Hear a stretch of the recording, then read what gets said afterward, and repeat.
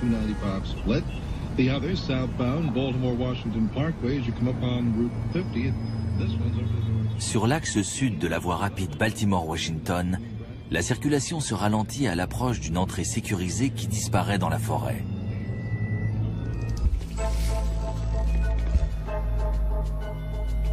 Derrière la végétation, à l'abri des regards, protégée par des barrières électrifiées et des hommes en armes, se trouve la plus grande, la plus secrète et la plus sophistiquée des agences de renseignement au monde, la National Security Agency, la NSA.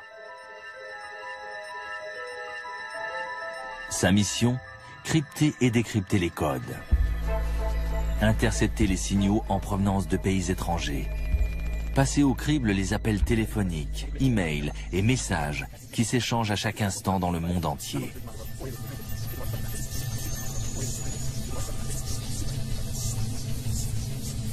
Quotidiennement, ce sont plus de 20 000 personnes qui se rendent sur le site de la NSA, transformée en véritable ville secrète. À la différence des agents de la CIA qui espionnent sous couverture, les mathématiciens, linguistes et informaticiens de la NSA travaillent uniquement par le biais de la technologie. Le journaliste James Bamford a fait de la NSA son sujet de prédilection depuis 25 ans. Dans les milieux autorisés, la NSA était surnommée l'agence qui n'existe pas, ou encore ne dites rien.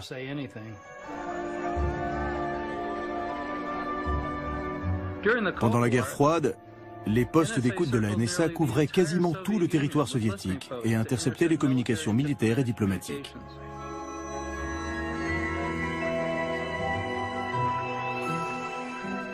La NSA espionnait même les dirigeants soviétiques lorsqu'ils appelaient le Kremlin depuis leur limousine.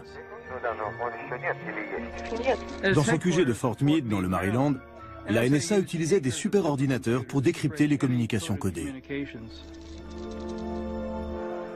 À la chute de l'URSS, un nouvel ennemi est sorti de l'ombre. Un ennemi que la NSA n'avait pas vocation à combattre. Son nom, Al-Qaïda. Eric Esseltine a été directeur des recherches à la NSA pendant 3 ans. Les Russes étaient faciles à trouver et difficiles à éliminer, alors que pour les terroristes, c'est l'inverse. À la différence des soviétiques, Al-Qaïda est une petite cible constamment en mouvement. Son état-major se trouve dans des camps de montagne isolés et ses soldats communiquent par téléphone cellulaire ou satellite. Au départ, le travail de la NSA consistait à localiser un ennemi connu et statique. Puis il a fallu localiser un ennemi inconnu, en mouvement, et dont on ignorait le mode de communication. La NSA a donc dû s'adapter afin d'affronter un adversaire de plus en plus dangereux. Dans les villes d'Asie et du Moyen-Orient, les membres d'Al-Qaïda utilisent les téléphones publics et les cafés Internet pour organiser leurs actions. Des actions qui vont culminer avec l'attentat du 11 septembre.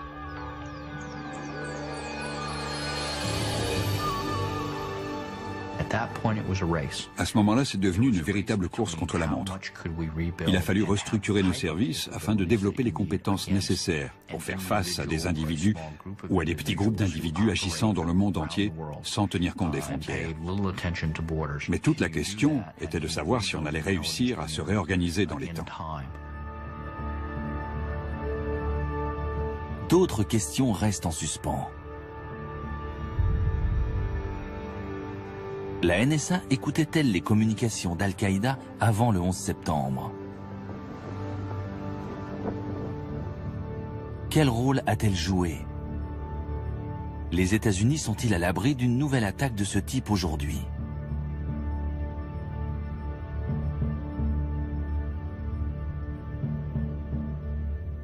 Curieusement, la Commission nationale américaine chargée d'enquêter sur les attentats du 11 septembre s'est plus penchée sur l'action de la CIA ou du FBI que sur celle de la NSA. Mais en mettant bout à bout différents documents non confidentiels, le rôle de la NSA dans la guerre contre le terrorisme apparaît clairement. Au cours de mes recherches, j'ai compulsé des milliers de documents accessibles au public,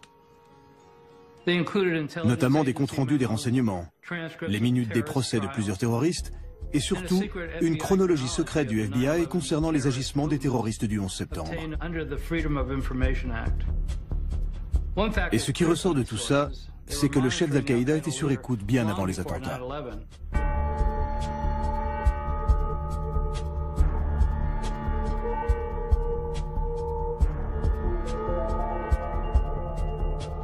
En novembre 1996, un contact connu d'Al-Qaïda achète un téléphone satellite dans une boutique de la banlieue new-yorkaise. Ce téléphone est pour Oussama Ben Laden. Dès que ce dernier se met à téléphoner d'Afghanistan, les postes d'écoute de la NSA interceptent toutes ces conversations. Michael Scheuer, l'analyste de la CIA responsable de l'unité Alex Station chargée de traquer Ben Laden, est particulièrement intéressé par ces informations. Le téléphone satellite d'Oussama Ben Laden a été une véritable aubaine. Non seulement ça nous a permis de savoir où il se trouvait en Afghanistan, mais également où était établie l'organisation Al-Qaïda à partir des appels qu'il recevait de différentes parties du monde. Ce type d'écoute fait partie du renseignement d'origine électromagnétique, aussi appelé ROEM.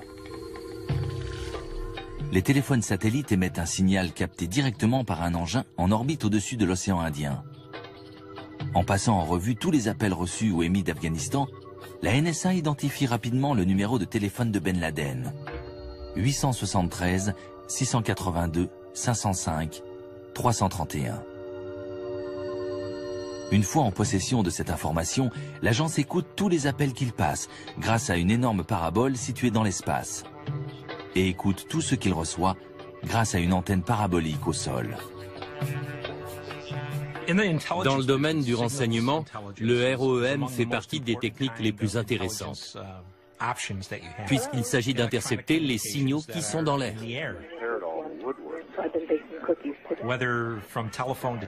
Et cela que ce soit des signaux de téléphone cellulaire, de satellite ou de téléphone satellite. La NSA intercepte toutes ces données grâce à différents moyens électroniques. Mais ça reste des signaux, tant qu'il n'y a pas quelqu'un au bout pour les analyser.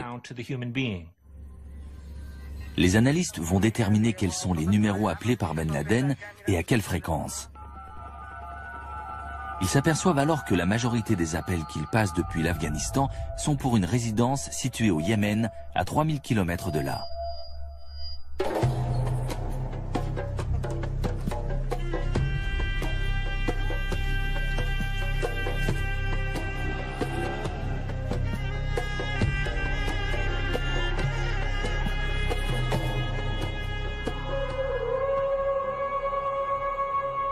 Le Yémen est au cœur du fonctionnement d'Al-Qaïda. C'est là-bas qu'est né et qu'a grandi le père d'Oussama Ben Laden.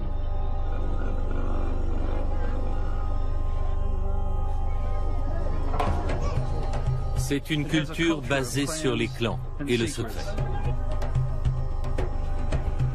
Ça ne m'a pas surpris que Ben Laden choisisse la capitale yéménite, Sanaa, pour y installer son QG logistique. En revanche, ce qui m'a surpris, c'est qu'il ait choisi l'un des quartiers les plus pauvres.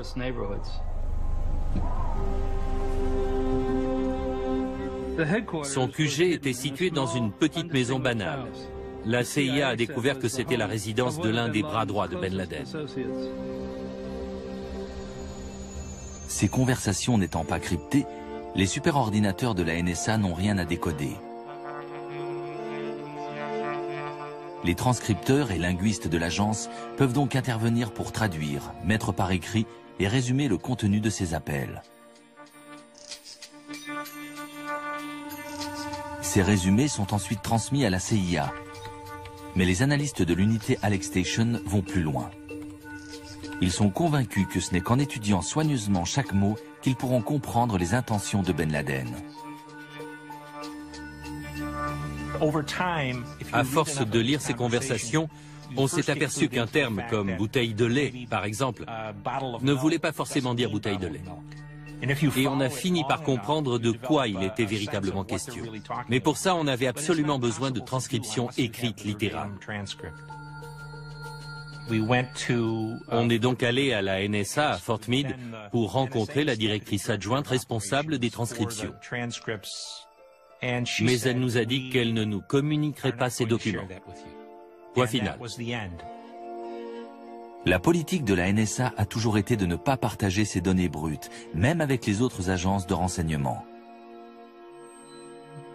Convaincu de l'importance de ces échanges téléphoniques, Michael Scheuer parvient à convaincre ses supérieurs de la CIA d'investir dans une station d'écoute au sol. Mais sans satellite, il lui manquera la moitié des conversations. On a intercepté et fait traduire la moitié de ces échanges qu'on a envoyés à la NSA en leur demandant l'autre moitié. Mais on n'a jamais pu l'obtenir.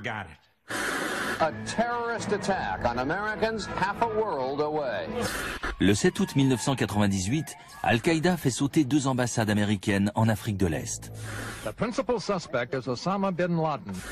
Bien que la NSA et la CIA aient placé le réseau terroriste sur écoute, elles seront incapables de déjouer ces 2 attentats à la voiture piégée. En fait, on a eu plusieurs rapports de nos agents sur place nous signalant qu'une opération d'Al-Qaïda se préparait quelque part sur les côtes d'Afrique de l'Est. Mais on n'a jamais réussi à savoir où exactement. Les ambassades étant théoriquement un territoire américain, le FBI est dépêché sur place et découvre l'existence du QG yéménite de Ben Laden. J'ai appris l'existence de ce centre de communication au Yémen en allant à Nairobi après l'attentat contre l'ambassade américaine. Cette maison servait de relais aux membres du réseau sur place. Ils appelaient et les informations étaient ensuite transmises à Ben Laden qui donnait ses instructions. Pour localiser le chef terroriste, les Américains n'ont que 3 solutions. Les satellites de reconnaissance, les espions sur le terrain ou les écoutes téléphoniques, le domaine de prédilection de la NSA. Des individus qui se cachent dans une grotte quelque part constituent des cibles minuscules, comparées à une division armée ou à un complexe de missiles. Donc les satellites de reconnaissance n'étaient pas d'une grande utilité. Les espions sur le terrain non plus, car les membres d'un réseau terroriste ont souvent des liens de parenté. Donc il est difficile d'obtenir des informations sur eux. C'est là que la NSA a compris le rôle qu'elle pouvait jouer dans la guerre contre le terrorisme.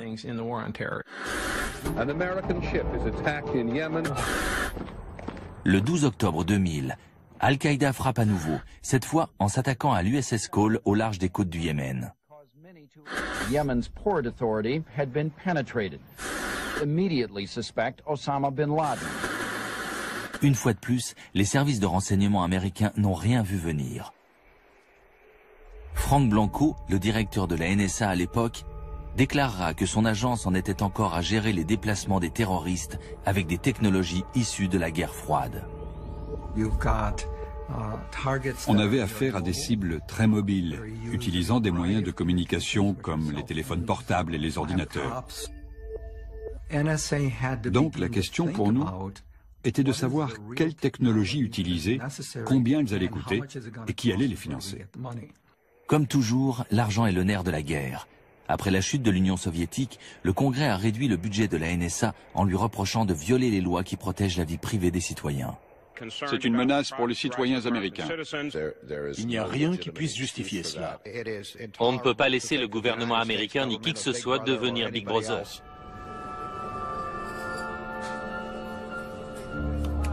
Les activités d'espionnage sont interdites sur le sol américain, sauf autorisation d'une cour spéciale, en vertu du Foreign Intelligence Surveillance Act. J'ai interviewé le général Hayden, le responsable de la NSA, et à ma grande surprise, il m'a appris qu'il y avait moins de 5 personnes sur écoute aux États-Unis à ce moment-là, contrairement à l'image véhiculée par Hollywood dans des films comme Ennemi d'État. National Security Agency conducts worldwide surveillance, fax, phones, satellite communication. The only ones in the country, including the military, could possibly have anything like this.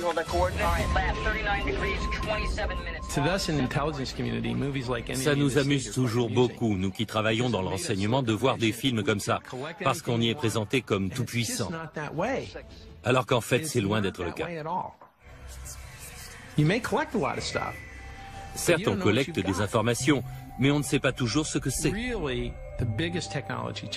Le principal défi de ce type d'activité, c'est de traiter ces masses d'informations, de parvenir à les relier entre elles et de comprendre leur signification. C'est ça le problème. Fin décembre 1999, la NSA entre en possession d'une information de première importance. Elle intercepte un appel en provenance de la résidence yéménite, ordonnant à 2 membres d'Al-Qaïda de se rendre à Kuala Lumpur, en Malaisie, pour assister à ce qui semble être une réunion au sommet entre terroristes.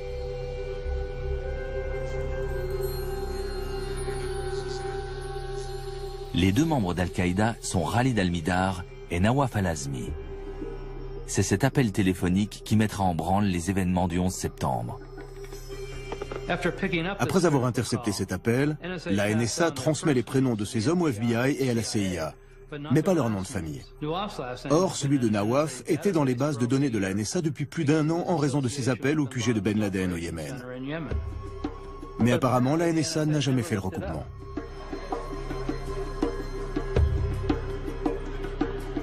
La CIA trouve le nom de Khalid al-Mihdhar dans sa base de données et demande aux agents de sécurité d'un checkpoint de Dubaï de faire une copie de son passeport. Lorsque les analystes de la CIA la reçoivent, ils sont étonnés d'y découvrir un visa en bonne et due forme pour les États-Unis. L'unité Alex Station de la CIA doit alors collaborer avec 2 agents du FBI, Doug Miller et Mark Rossini. Dès que les terroristes sont arrivés à Kuala Lumpur, la CIA a demandé aux services secrets malaisiens de les surveiller et d'en apprendre le maximum sur eux. Ils ont été suivis et photographiés. À ce moment-là, on savait que l'un des 2 avait un visa pour les États-Unis. Redoutant qu'un terroriste d'Al-Qaïda n'entre aux États-Unis, les 2 agents du FBI s'apprêtent à prévenir leur agence. Mais un responsable de la CIA s'y oppose.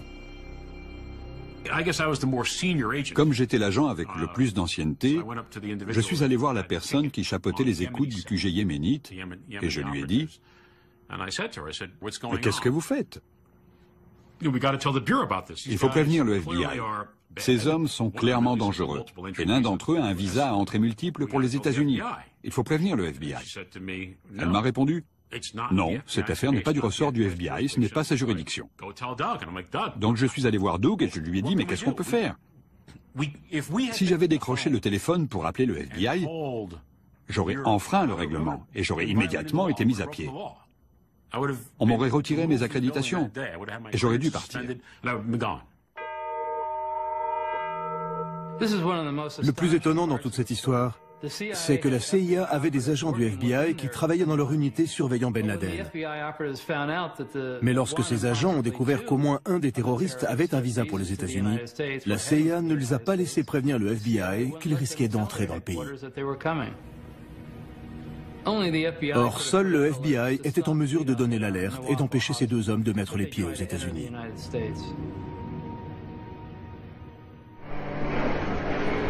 15 janvier 2000, aéroport international de Los Angeles. Le vol United Airlines numéro 2 arrive de Bangkok, où la CIA a perdu la trace des 2 terroristes. Ces derniers viennent d'arriver à Los Angeles et passent les contrôles de l'immigration sans éveiller les soupçons. 15 jours plus tard, ils s'installent incognito dans la banlieue de San Diego. Le FBI a établi cette chronologie après les attentats du 11 septembre. La chronologie retrace les faits et gestes des pirates de l'air lorsqu'ils étaient aux États-Unis, au vu et au su de tous. Les 2 hommes ont un permis de conduire à leur nom et ils ont ouvert un compte dans une banque locale pour recevoir les virements d'un financier connu d'Al-Qaïda. Leur numéro de téléphone est même dans les pages blanches de l'annuaire de San Diego.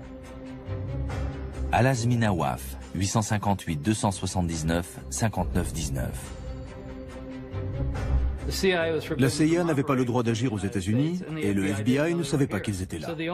Donc, pour ne pas perdre leurs traces, il fallait que la NSA continue à suivre leurs conversations quand ils appelaient au Yémen. Mais 9 jours après l'arrivée des 2 hommes en Californie, la NSA connaît une grave défaillance.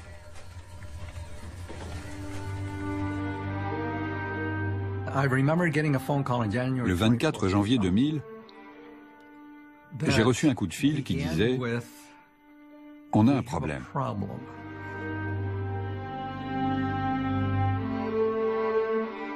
Les équipements de la NSA avaient cessé de fonctionner.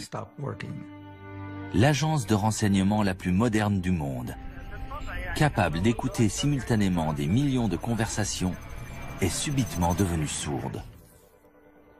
La NSA était totalement déconnectée.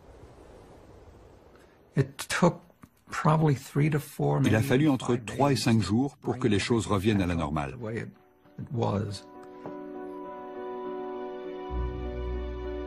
On ne saura jamais si la NSA a manqué des conversations entre terroristes durant ces 5 jours.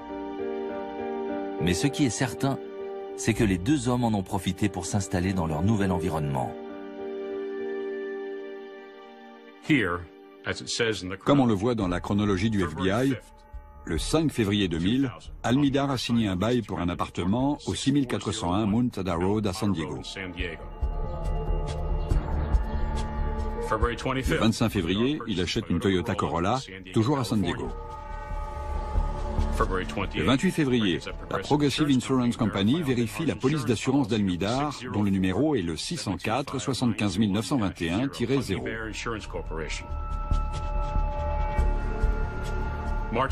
Le 20 mars, depuis son téléphone fixe, Nawaf Al-Azmi passe un coup de fil de 16 minutes au Yémen. Il s'agit de l'un des nombreux appels passés depuis San Diego au QG communication de Ben Laden que la NSA a placé sur écoute depuis plus de 3 ans. Mais la NSA ne transmettra pas cette information aux autres agences de renseignement. Eleanor Hill a été chargée par le Congrès d'enquêter sur le rôle de la NSA lors des attentats du 11 septembre. On a été très surpris d'apprendre qu'il détenait cette information. S'il y a bien une chose que les agences de renseignement doivent savoir, c'est s'il y a des contacts entre des terroristes aux États-Unis et des terroristes à l'étranger. Or, ces informations n'ont pas été transmises. En recoupant les données de la NSA et celles du FBI, on aurait pu suivre ces hommes dès leur arrivée, savoir où ils allaient, écouter leurs conversations depuis leur téléphone fixe ou leur portable et lire leurs mails. On peut tout faire à partir du moment où on a accès à la vie de quelqu'un. La NSA n'a jamais fait part au FBI de ses appels passés depuis les États-Unis et on ne saura jamais pourquoi, puisqu'elle refuse d'en parler et que la commission sur le 11 septembre n'a pas enquêté là-dessus. Soit l'agence ne s'est pas aperçue que ces 2 terroristes appelaient des États-Unis, ce qui semble difficile à croire, soit, ce qui est plus probable, elle a volontairement laissé ces informations de côté pour ne pas avoir à passer le relais au FBI. Le silence de la NSA s'explique peut-être aussi par la mise en garde du Congrès contre toute atteinte à la vie privée des Américains. Le 12 avril 2000, soit 3 mois après l'arrivée des 2 hommes à San Diego, le directeur de la NSA, Michael Hayden, est interrogé par le Comité sur la sécurité nationale. Je vais être très clair. Si cet après-midi, pendant que nous sommes en train de débattre, Oussama Ben Laden traverse le pont qui sépare la ville de Niagara Falls au Canada de celle de Niagara Falls aux États-Unis, lorsqu'il arrivera du côté américain, il sera techniquement considéré comme résident américain et la NSA devra respecter ses droits en matière de vie privée, comme le stipule le 4e amendement de la Constitution. Pourtant, le général Hayden savait qu'il existait une loi autorisant la NSA à mettre des terroristes sur écoute dès leur arrivée aux États-Unis. Ils auraient facilement pu démontrer les liens de ces hommes avec Ben Laden et son QG yéménite. Et avec ça, aller voir n'importe quel juge en lui disant « Il faut mettre cette maison de San Diego sur écoute ». Ça aurait été très simple. Comme ça, on aurait pu les surveiller et découvrir ce qu'ils projetaient. On pourrait me rétorquer « Oh, c'est facile après coup de tirer des plans sur la comète ». Mais il ne s'agit pas de tirer des plans sur la comète. Une simple enquête de routine aurait suffi.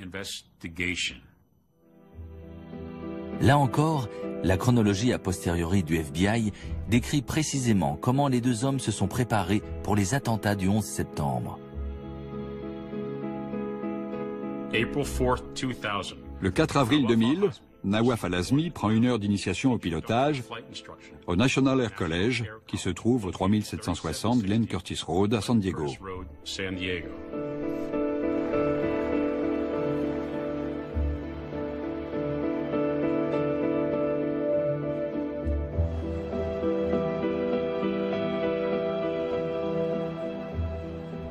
Le 4 mai, Khalid Al-Mihdhar paie par carte bancaire 2 kits de pilotage Jebsen.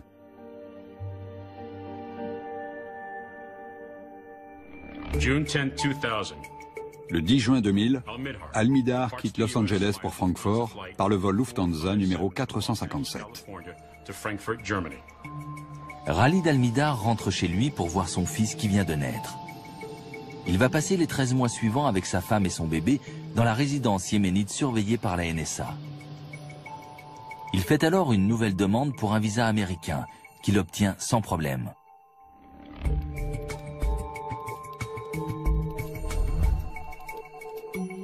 Le 8 décembre 2000, Hani Hanjour, l'un des autres terroristes du 11 septembre, arrive à San Diego. 3 jours plus tard, il rejoint Nawaf Al-Azmi et tous deux partent pour le New Jersey où les attendent tous les autres pirates de l'air.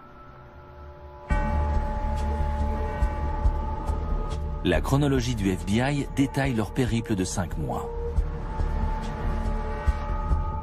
Le 1er mars 2001, Hanjour suit une formation de 8 heures sur un simulateur de vol chez JetTech.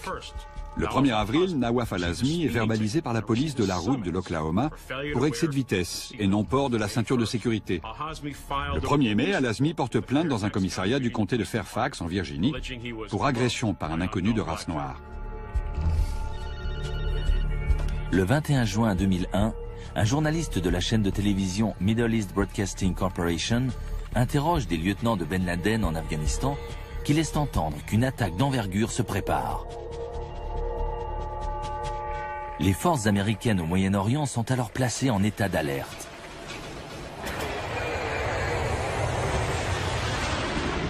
Après la diffusion de l'interview, la NSA enregistre un déferlement de communications alarmantes. Beaucoup de gens s'attendaient à une attaque d'Al-Qaïda contre des intérêts américains à l'étranger. Malheureusement, tous les réseaux de renseignement se sont focalisés sur ce qui se passait dans le reste du monde, et pas sur le territoire américain, puisque c'était du ressort du FBI. La chronologie se poursuit. Le 4 juillet 2001, Al-Mihdhar entre aux États-Unis sur le vol numéro 53 en provenance d'Arabie Saoudite.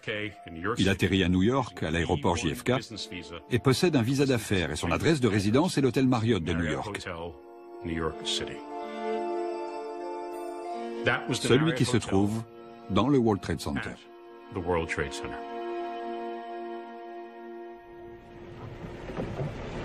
Afin de finaliser leur attaque, Al-Azmi, Al-Mihdhar et Hanjour prennent l'autoroute en direction du sud. Ils évitent les grandes agglomérations et les chaînes d'hôtels possédant des systèmes de réservation informatisés pour se diriger vers la petite ville de Laurel dans le Maryland. Là, ils prennent des chambres au motel Valencia, un établissement bon marché. Ils connaissent désormais leur cible, le Pentagone. Tout au long de leur périple, que ce soit à San Diego, dans le New Jersey ou à Laurel, dans le Maryland, ils communiquaient régulièrement avec le QG de Ben Laden au Yémen.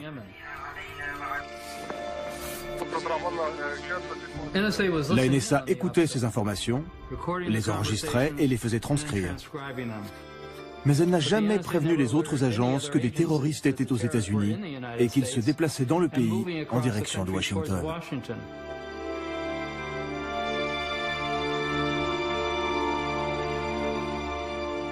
De prime abord, la ville de Laurel ressemble à toutes les agglomérations en périphérie de Washington. La différence, c'est que cette ville est juste à côté du site de la NSA. Tandis que l'agence capte une avalanche de messages annonçant une attaque imminente de Ben Laden, ces terroristes se sont installés aux portes mêmes de la NSA.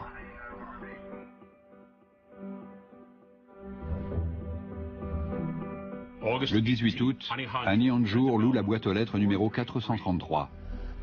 La veille de l'attentat, Nawaf Al-Azmi achète pour 36,65 $ de marchandises chez Walmart et Khalid Al-Mihdhar fait des achats au Food Factory.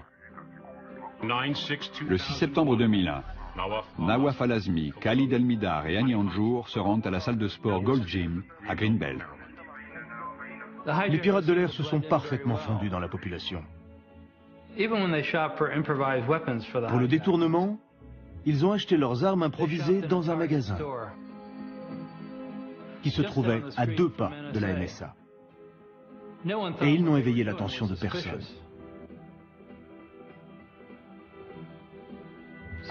Donc vous avez ces deux groupes de gens. D'un côté, les terroristes qui préparent le plus gros attentat de toute l'histoire américaine. Et de l'autre, la NSA, qui écoute leurs conversations depuis des années.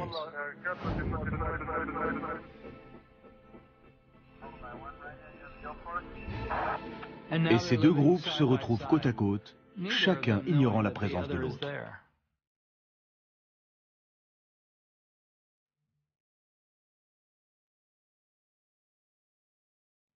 Le pire, c'est que si le général Hayden avait regardé depuis sa fenêtre du 8e étage en direction de Laurel, il aurait presque pu voir le motel où s'étaient installés les terroristes à 3 km de là.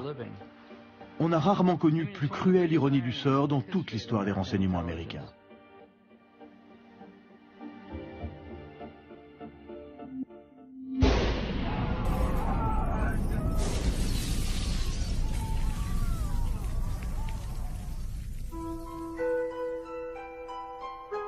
Le jour de l'attentat, la plupart des employés de la NSA reçoivent l'ordre d'évacuer le QG de Fort Meade.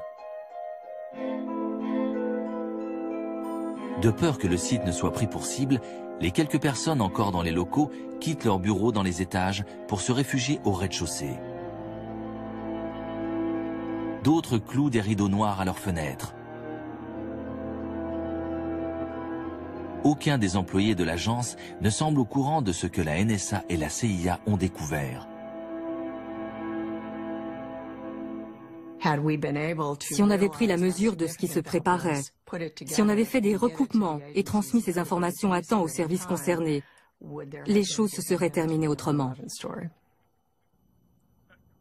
Je n'arrive pas à m'expliquer pourquoi je n'ai pas enfreint le règlement et que je n'ai pas décroché mon téléphone pour prévenir que des terroristes ou des hommes dangereux étaient aux États-Unis.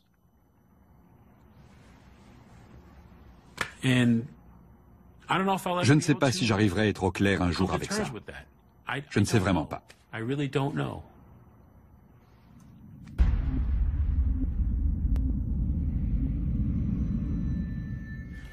Le 13 septembre, je me suis exprimé devant une salle vide, mais cette allocution a été retransmise à tous les employés de la NSA. J'ai évoqué le difficile équilibre à trouver dans une démocratie entre sécurité et liberté.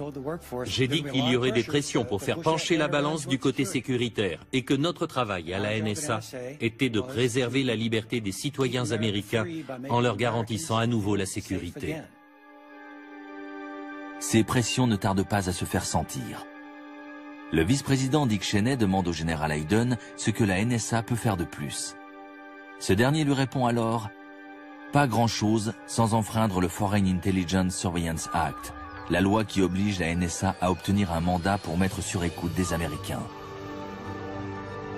3 semaines après les attentats, George Bush décide de passer secrètement outre cette loi en publiant un décret.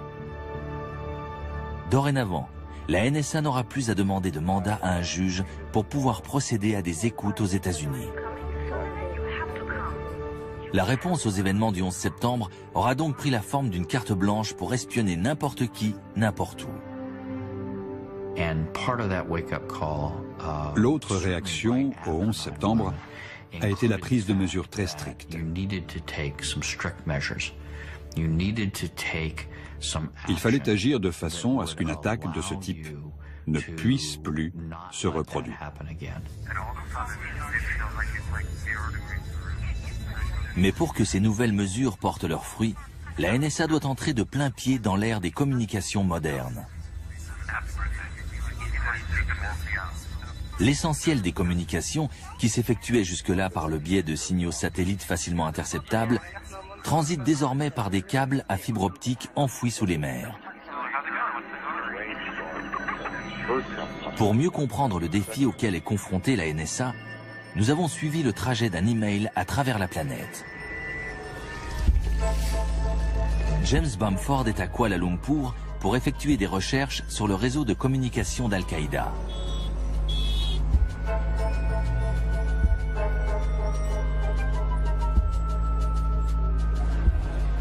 Dans un café possédant une connexion Wi-Fi, il tape un email à l'intention de notre producteur à Boston. Son message est anodin, mais il contient des phrases et des mots-clés que les superordinateurs de la NSA sont programmés pour repérer. Comme par exemple, faire sauter la Maison Blanche, détruire le Capitole ou guerre biologique. Lorsqu'il appuie sur la touche Envoi, son email rejoint instantanément les dizaines de messages qui transitent par le réseau Internet sans fil. Ces messages sont ensuite acheminés vers un grand centre de télécommunications de Kuala Lumpur.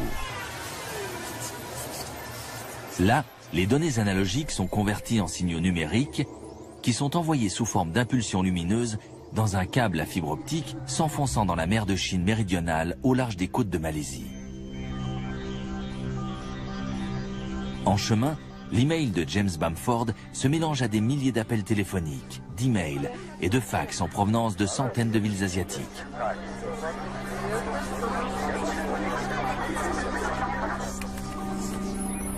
Puis cet amas de données traverse l'océan Pacifique à la vitesse de la lumière. 5 centièmes de seconde après que le message a été envoyé, il arrive à 2 mètres sous cette plage de Californie, près de la ville de Morro Bay.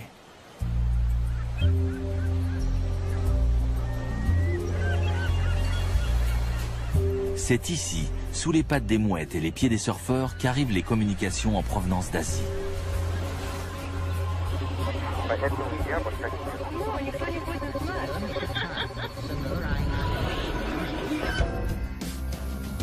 À quelques kilomètres dans les terres, les messages transitent par un petit bâtiment anodin près de San Luis Obispo. Si vous voulez espionner les communications internationales, San Luis Obispo est l'endroit idéal. C'est ici qu'arrivent 80% des communications en provenance d'Asie. Mais ce n'est pas là que la NSA commence son travail d'écoute. Les données continuent à transiter à travers des câbles jusqu'à un bâtiment de San Francisco.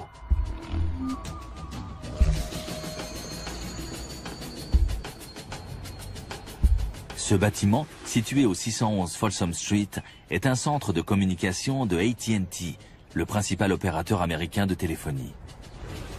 Toutes les communications internationales arrivent au 7e étage où s'effectue une opération cruciale. C'est également par le 7e étage que transitent les communications nationales. Une cacophonie de millions d'échanges fait de larmes et de cris de joie, d'espoir et de rêves, d'emails, de fax, de relevés bancaires, de réservations d'hôtels, de poèmes d'amour et d'avis de décès, émanant de personnes se trouvant aux États-Unis. Leur seul point commun, leur caractère privé.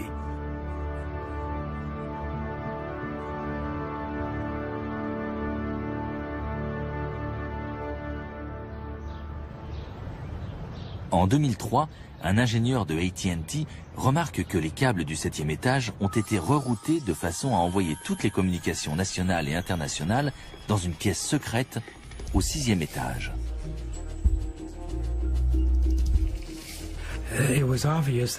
C'était clairement une installation de la NSA. J'imagine qu'ils dupliquaient toutes les données transitant par Internet. Donc ça voulait dire traiter d'énormes quantités d'informations provenant aussi bien des États-Unis que du reste du monde. Quand j'entends l'expression « écoute téléphonique », je me représente toujours quelqu'un avec un imperméable, un chapeau noir et des lunettes de soleil qui rôde à la nuit tombée pour placer un micro en espérant que personne ne le remarque. Mais dans ce bâtiment, les écoutes se pratiquent en plein jour. Les fibres optiques ont été coupées pour pouvoir intercaler un système d'écoute capable d'intercepter toutes les communications entrantes. Brian Reed est expert en communication. et il a examiné les documents internes fournis par l'ingénieur de AT&T, Mark Klein. Ceci montre que la pièce secrète contient du matériel électronique destiné à passer au crible tous les messages, à la recherche de mots-clés identiques à ceux que James Bamford a mis dans son email à Kuala Lumpur. Le système le plus atypique dans cette pièce, c'est un appareil permettant de rechercher en temps réel tous les messages contenant un mot donné, comme par exemple colibri, ou bien tous les messages envoyés dans la ville de Mobile, en Alabama, ou encore tous les messages contenant le mot colibri envoyés dans la ville de Mobile, en Alabama. La NSA a donc tourné ses oreilles géantes en direction de l'Amérique.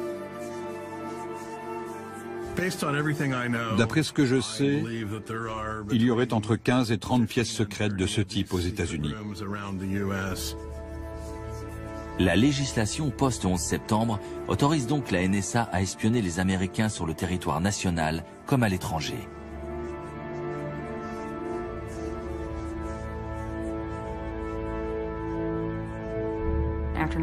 Après les attentats, on a été équipé d'un nouveau système qui interceptait les communications des téléphones satellites en Irak, en Afghanistan et dans les zones alentours. Appels et données en provenance du Moyen-Orient et d'Afrique du Nord sont interceptés et relayés vers un poste d'écoute situé en périphérie de la ville d'Augusta, dans l'État de Géorgie. Adrienne Kinney était chargée d'écouter certaines de ces conversations. Détachée par l'armée auprès de la NSA, elle a repris du service après le 11 septembre. Notre ordinateur nous affichait des listes d'appels, et c'était comme sur iTunes. Il suffisait de cliquer sur une ligne pour connaître le numéro de l'appelant et de l'appeler, pour écouter la conversation et connaître son heure de début et sa durée. Nos instructions étaient d'écouter toutes les conversations interceptées, même celles d'Américains ou de personnes venant de pays alliés. Certaines de ces conversations sont personnelles, parfois même intimes. On n'avait pas de consigne nous disant de détruire ce genre de conversation, mais c'était ce qu'on faisait quand j'étais en activité là-bas entre 1994 et 1998. On ne gardait rien sur des Américains. Ça me posait problème de savoir qu'il y avait des gens comme moi qui écoutaient ces conversations.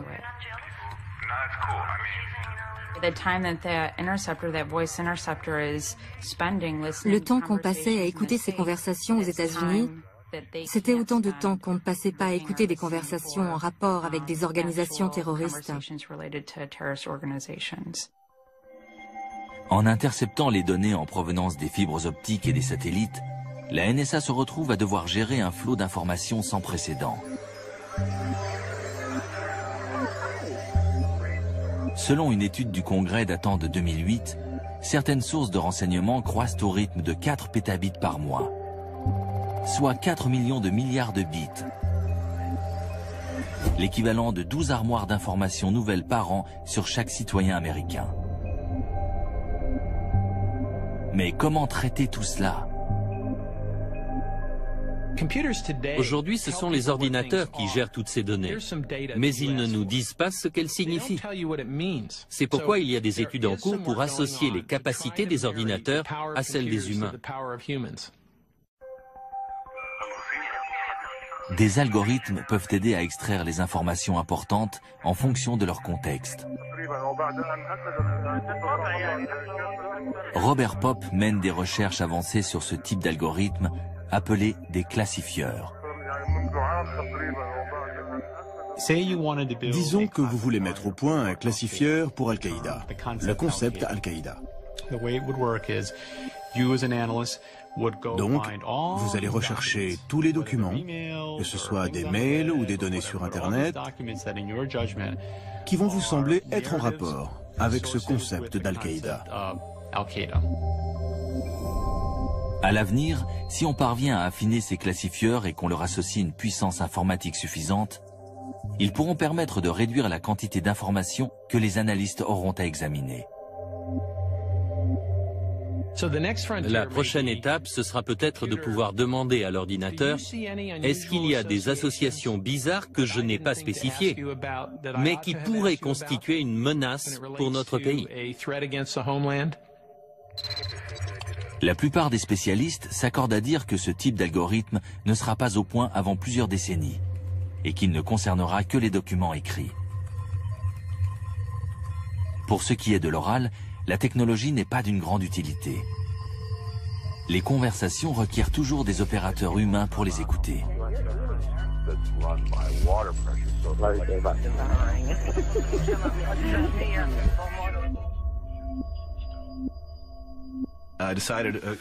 Quelques semaines après le 11 septembre, j'ai décidé de prendre des cours d'arabe. De cette façon, j'espérais pouvoir traquer Oussama. David Murphy Falk est l'un des milliers de linguistes formés par la NSA aux opérations de transcription. La NSA dépense des milliards de dollars pour obtenir des informations, les traiter et les acheminer secrètement jusqu'à un traducteur qui va pouvoir les comprendre et en faire une transcription. Or, je me suis aperçu que beaucoup de traducteurs n'avaient pas le niveau requis pour pouvoir faire ça. Ils se contentaient de manier du matériel très sophistiqué sans avoir les capacités linguistiques pour travailler correctement. Avant le 11 septembre, le budget des services de renseignement américains, toutes agences confondues, était de 26,7 milliards de dollars. En 2008, il a quasiment doublé. Le montant perçu par la NSA est tenu secret, mais il représenterait plus du tiers du budget global. Plus que le ministère des Finances, de l'Intérieur ou du Travail. Quant aux effectifs de la NSA, ils ont dépassé les 35 000 personnes. Maintenant qu'on a investi des sommes colossales dans la refonte des services de renseignement, est-ce qu'on peut vraiment dire qu'on est plus en sécurité aux États-Unis? Globalement, je dirais que oui. Il n'y a pas eu d'autres attaques. Et désormais, il y a une meilleure coordination et un meilleur partage des informations entre agences. Mais est-ce qu'on peut pour autant relâcher notre vigilance et baisser la garde? Non. Sans quoi on risque un retour de bâton. Il est très difficile de tracer une limite claire entre le renseignement international et le renseignement national. Ça ne veut pas dire que les agences chargées des renseignements internationaux doivent espionner à tous les coins de rue aux États-Unis. Mais il est indispensable qu'il y ait une excellente coordination entre la CIA et la NSA d'un côté et le FBI de l'autre. Sans quoi il y a des choses qui vont passer entre les mailles du filet, comme ça a été le cas lors du 11 septembre.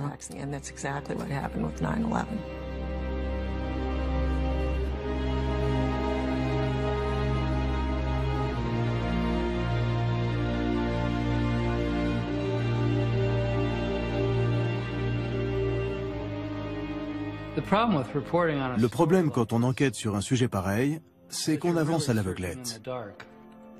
De l'extérieur, on ne peut jamais vraiment savoir ce qui se passe à l'intérieur. En l'absence d'enquête officielle, certaines questions resteront sans réponse, comme par exemple, pourquoi la NSA n'a-t-elle pas réagi pour empêcher les attentats du 11 septembre? Pourquoi n'a-t-elle pas transmis ces informations à la CIA et au FBI qui auraient pu peut-être empêcher les attentats? Pour ce qui est de savoir si nous sommes plus en sécurité aujourd'hui, on aurait déjà dû être en sécurité, puisque la NSA possédait toutes les informations pour arrêter les pirates de l'air, et qu'il existait déjà une législation lui permettant de les traquer. Donc aujourd'hui, avec les nouvelles lois, avec tous les investissements réalisés et toutes les informations qu'elle possède, est-ce que la NSA va pouvoir mieux travailler, ou au contraire, est-ce qu'elle va être débordée par ce flot de données? Quelle est la bonne quantité d'informations? Est-ce que trop d'informations ne vont pas rendre le monde encore plus dangereux?